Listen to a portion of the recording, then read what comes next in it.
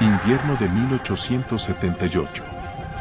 El viento cortaba la llanura como una cuchilla, levantando nieve sucia alrededor de una pequeña casa perdida en medio de la nada.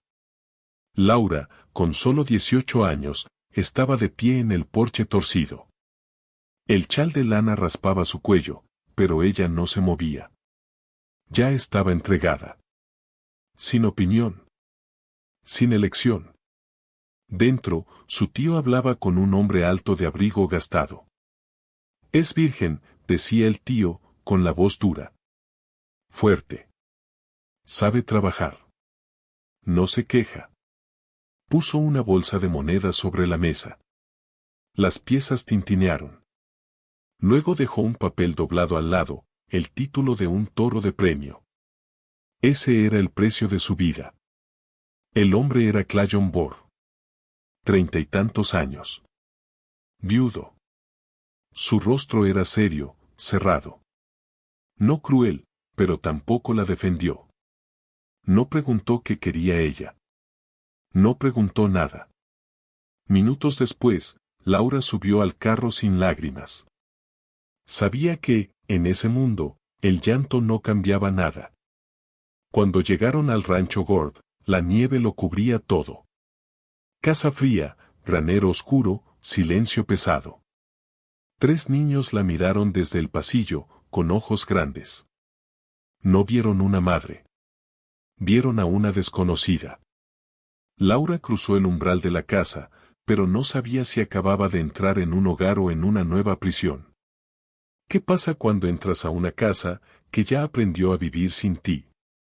Los primeros días en el rancho fueron duros. Laura intentaba hacer todo bien, pero nada salía como debía. La estufa era caprichosa. El pan se le quemaba. El agua pesaba como piedra. Las gallinas la picaban apenas la veían. ¿Y los niños? Rousey solo la miraba en silencio, con el pulgar en la boca. Ellie se quedaba firme en la puerta, vigilante, como un pequeño guardia. Mike simplemente se iba cada vez que ella entraba a una habitación. Clayon tampoco ayudaba. No la regañaba, no la insultaba, pero tampoco se acercaba. Su silencio era otra pared en esa casa fría. Una mañana, Laura encontró una nota junto a la estufa: usa roble para mejor calor. Otro día, otra nota: hierve las papas antes de pelarlas. Y después: no tienes que hacerlo todo, solo intenta. Por las noches, algo extraño sucedía. Los platos que ella dejaba a medio lavar, aparecían limpios. El pan que no logró terminar, amanecía horneado. La leña olvidada, estaba ordenada junto al fuego. Y entonces Laura sintió algo nuevo, inquietante, inesperado: el hombre que supuestamente la había comprado, parecía estar cuidándola en secreto. A veces, una fiebre decide quién pertenece, y quién queda afuera. La conexión empieza aquí. Después de esas noches silenciosas en las que alguien terminaba sus tareas, Laura comenzó a sentir que la casa la miraba distinto. Pero esa sensación cambió de verdad el día en que Rousey cayó enferma. La niña empezó a temblar sin aviso. Su piel ardía. Sus gemidos eran débiles, como si la voz se le estuviera apagando. No había médico cerca. No había una madre biológica. Solo estaba Laura. Actuó sin dudar. Calentó toallas con agua hervida. Tritó menta para aliviar la respiración. Endulzó agua con miel y la dio gota a gota. Y cuando el fuego ya no bastó, ofreció el calor de su propio cuerpo. 3 noches sin dormir. Cantando suave. Rezando en voz baja. Contando historias inventadas solo para que la niña no soltara este mundo. Desde afuera, entre la nieve, Clayon observaba la ventana. No entraba. Pero tampoco podía alejarse. Al amanecer del tercer día, la fiebre cedió. Rousey abrió los ojos, respirando lento, tranquilo. Y entonces, con voz frágil, susurró: «Gracias, mamá Laura». Laura quedó inmóvil. Ese mamá le atravesó el pecho como un rayo tibio. En el pasillo, Clayon lo escuchó también, y su expresión se quebró por un instante. Por primera vez, alguien la llama madre, pero Laura aún no sabe si ese nombre le pertenece o si la casa todavía no está lista para aceptarla. Para entender a los vivos, primero hay que escuchar a los muertos. Después de que Rousey la llamara mamá, la casa cambió un poco. Los niños la miraban con menos miedo. Incluso el silencio de Clayon parecía menos duro. Pero había algo más, algo que todavía no se atrevía a nombrarse. Un día, mientras buscaba leña detrás del rancho, Laura vio una lápida torcida, cubierta de nieve y olvido. El nombre estaba casi borrado: Clara, esposa y madre. Sin pensarlo, se arrodilló en el frío. Limpió la piedra con sus manos entumecidas. Juntó ramas de pino, las ató con cordel y formó una cruz sencilla. La colocó con cuidado, como si le pidiera permiso a la mujer que había vivido allí antes que ella. Lo que no sabía era que Mike lo observaba en silencio. Esa tumba era la herida más profunda del niño. Esa noche, cuando Laura lavaba los platos, él apareció en la puerta de la cocina. No lloró, no sonrió. Solo preguntó en voz baja: ¿escribiste bien su nombre? Más tarde, la vecina Miriam llegó con telas y murmuró una verdad que Laura no esperaba. La habitación donde cuidaste a Rousey era la de Clara. Clayon no entró ahí en 3 años. Y entonces todo encajó, la manera en que él se detenía en el marco de la puerta. Como escuchaba desde lejos cuando los niños reían con ella. Como rozaba la madera después de que ella pasaba, como si tocara un recuerdo, o un miedo. La casa ya no era solo de Clara. Pero tampoco era ya de Laura. Estaba suspendida entre 2 mujeres, una viva y una que aún seguía mandando desde su tumba. Y justo cuando el hogar empezaba a sanar, una sola frase, dicha en el granero, romperá todo lo que Laura había logrado construir. A veces no es la muerte la que mata, es una sola frase mal dicha. Todo empezó la misma noche en que Laura sintió, por primera vez, que quizá había un lugar para ella en esa casa. Pero mientras la esperanza crecía adentro, la herida verdadera la esperaba afuera, en el granero. Escuchó voces de hombres, risas pesadas, bromas que raspaban como cuchillos. Se acercó sin hacer ruido. La puerta estaba entreabierta. El amigo de Clayon se burlaba con descaro. Con una esposa tan joven, Clayton, debes estar pasándola muy bien, ¿no? Laura sintió el calor subirle a la cara. Esperaba que Clayon dijera algo, cualquier cosa, una palabra que la defendiera como mujer, o al menos como ser humano. Pero él respondió frío, seco, como si quisiera cerrar el tema de un golpe. La tomé por conveniencia. No hay sentimientos. Solo necesitaba a alguien que mantuviera la casa y cuidara a los niños. Eso fue todo. No hubo explicación. No hubo verdad. No hubo Laura. Para el amigo, fue un chiste más. Para ella, fue una puñalada que confirmó lo que tanto temía: no era esposa, no era madre, era servicio. Un reemplazo. Una sombra. Entró a la casa con el pecho tan apretado que apenas podía respirar. Encendió la lámpara, tomó papel y escribió con mano firme: si solo soy una sombra, déjame desaparecer en la nieve. Dejó la carta sobre la mesa. Junto a ella, puso el cinturón que Clayon había reparado para ella, la única vez que sintió un gesto de cuidado. Se puso el abrigo, subió la bufanda y salió en silencio. La nieve la recibió sin preguntas. Mientras sus huellas empezaban a borrarse bajo el viento helado, la casa dormía sin saber que, al amanecer, todo habría cambiado.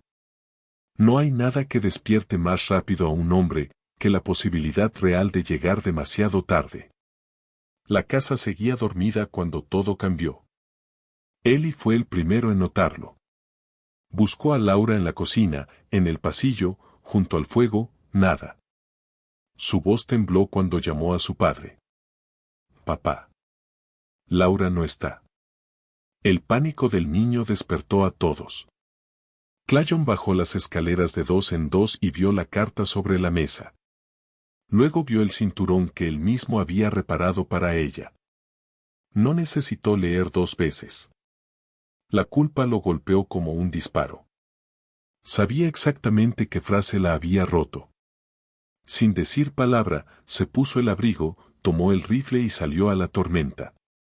La nieve golpeaba su rostro, las huellas ya casi no existían, pero él siguió adelante, entre ramas, sobre arroyos helados, entre colinas blancas que parecían tragarse todo. Finalmente la vio.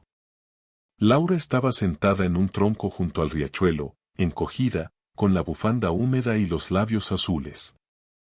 Parecía tan pequeña que el viento podría llevársela.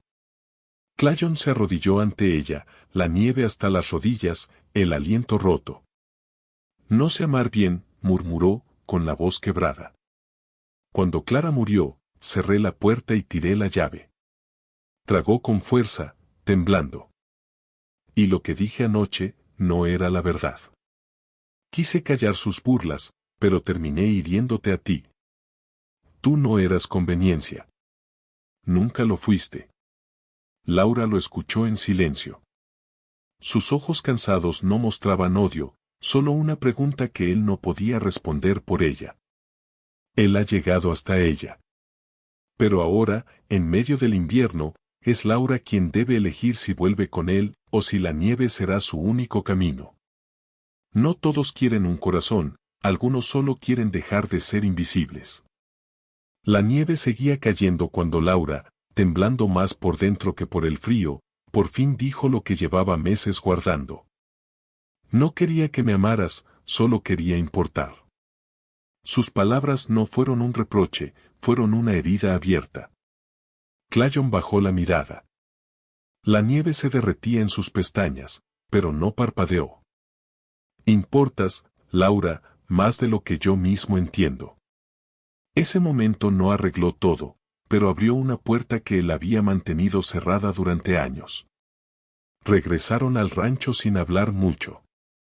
Pero ya nada era igual. Cuando Laura pasó por la cocina, Clayon se detuvo. Cuando cuidó a los niños, él observó sin esconderlo. Cuando caminó por el pasillo, sus pasos ya no sonaban solos. Días después, él la llevó a un claro escondido entre las colinas. Un campo suave, cubierto de flores silvestres. Bajo un roble antiguo descansaban las cenizas de Clara. Aquí traía a mis hijos, dijo él. Clara creía que este lugar era el cielo en la tierra. Clayon sacó un pequeño paquete. Dentro, un collar de perlas, gastado pero hermoso. Este era de mi madre. Clara lo usó el día de nuestra boda. Al casarme contigo, yo no vi matrimonio. Solo vi supervivencia. Pero ahora te veo a ti. La ve peinando los rizos de Rousey. La ve calmando a Ellie. La ve esperando a Mike hasta que entra por la noche. La ve siendo, sin pedir permiso, la verdadera madre de esa casa. Laura tomó el collar con manos temblorosas. Lo aceptó, no como regalo, sino como reconocimiento. Pero la vida no da tregua. Y justo cuando el hogar empieza a sanar, el destino pondrá a prueba a esta familia de la forma más cruel posible. La vida rara vez pregunta si ya estás listo para perder otra vez. Los días después del collar fueron tranquilos, casi dulces. Pero la felicidad, cuando por fin llega, siempre es frágil. Una tarde, el cielo se oscureció sin aviso. El viento golpeó los establos y los caballos empezaron a inquietarse, resoplando como si sintieran un peligro que nadie más veía. Y entonces se escuchó un grito. Un grito que atravesó la tierra entera. Laura salió corriendo. En el patio encontró a Ellie llorando, con las rodillas raspadas y las manos temblando. Es Mike. Mike estaba tirado en el barro, inmóvil, con sangre mezclada con tierra en su frente. Parecía un muñeco olvidado por la vida. Clayon llegó, cayó de rodillas y lo levantó con desesperación. No, no, no, no, repetía, como si esas palabras pudieran detener el tiempo. Cabalgaron de vuelta a la casa tan rápido que el caballo casi se derrumbó. El médico llegó luego. Miró al niño, revisó su respiración, tocó su cabeza con cuidado. El cuerpo es fuerte, dijo. Pero el cerebro, solo el tiempo dirá. El rancho quedó en silencio. Un silencio que dolía. Laura no se movió del lado de la cama. Le leyó historias en voz baja, le humedeció los labios, le acarició la frente. Le habló como si él pudiera escuchar cada palabra. Clayon no podía soportarlo. Se quedaba en la puerta, tragando culpa. Quise hacerlo fuerte, pero lo rompí. En la cuarta noche, cuando la casa dormía y la lámpara apenas iluminaba el rostro del niño, Laura se inclinó hacia él. No te rindas ahora, dijo con voz quebrada. No nos dejes, justo cuando aprendimos a amar de nuevo. Y entonces, en ese silencio frágil, algo ocurrió. Un dedo. Un pequeño dedo se movió. Mike acaba de hacer un gesto mínimo, pero ese movimiento cambiará el destino de toda la familia. A veces, una familia nace con una sola palabra. El movimiento de la mano fue pequeño, pero suficiente para que Laura contuviera el aliento. Los párpados de Mike temblaron y finalmente se abrieron, lentos, confundidos, como si despertara de muy lejos. Ella acercó su rostro, temblando. Mike, ¿me oyes? El niño la miró fijo, con los ojos aún nublados, y su voz salió apenas como un susurro. Mamá, ¿lloraste por mí? La palabra mamá cayó sobre Laura como un golpe dulce. Las lágrimas le brotaron sin control. Asintió, incapaz de decir una sola frase coherente. En la puerta, Clayon escuchó esa palabra y tuvo que apoyarse en la pared para no caer. Mike la había elegido. Nadie más. Ella. Los días siguientes trajeron algo que nunca habían tenido, calma y decisión. Tiempo después, bajo el roble donde descansaban las cenizas de Clara, celebraron una boda sencilla. Flores silvestres, viento suave, un vestido de marfil, el collar de perlas, y los niños caminando de la mano con Laura. Los votos fueron breves, pero verdaderos. Enterré mi corazón bajo este árbol, dijo Clayon, y tú lo hiciste florecer de nuevo. No sabía ser esposa ni madre, respondió ella, pero tú me diste una familia, y ellos me enseñaron a quedarme. Un beso. Risas de los niños. Pétalos volando como promesas nuevas. Laura ya no era una esposa comprada. Era el centro de ese hogar. Cliffhanger, pero justo cuando la paz parecía completa, una figura del pasado de Laura aparecerá, con algo que aún debe decir. No se puede cambiar el pasado, pero se puede decidir qué hacer con él. La paz recién estrenada tuvo su prueba final cuando un carruaje viejo cruzó la entrada del rancho. De él bajó un hombre encorvado, pálido, temblando. Era el tío de Laura. No venía a exigir nada. No venía a reclamar. Solo venía a confesar. Te vendí como si fueras un saco de harina, dijo con la voz rota. Y he pagado por eso cada noche de mi vida. No pidió perdón. Solo necesitaba decir la verdad antes de morir. Laura lo miró largo rato, sintiendo el peso de todo lo vivido. Me quitaste la elección, respondió ella. Pero ese camino me trajo hasta aquí. Lo perdonó, pero añadió con calma firme. Perdono, pero no olvido. Semanas después, la primavera llegó con lluvia tibia. Laura, descalza y con el vientre creciendo, caminó junto a Clayon hacia el roble donde reposaban las cenizas de Clara.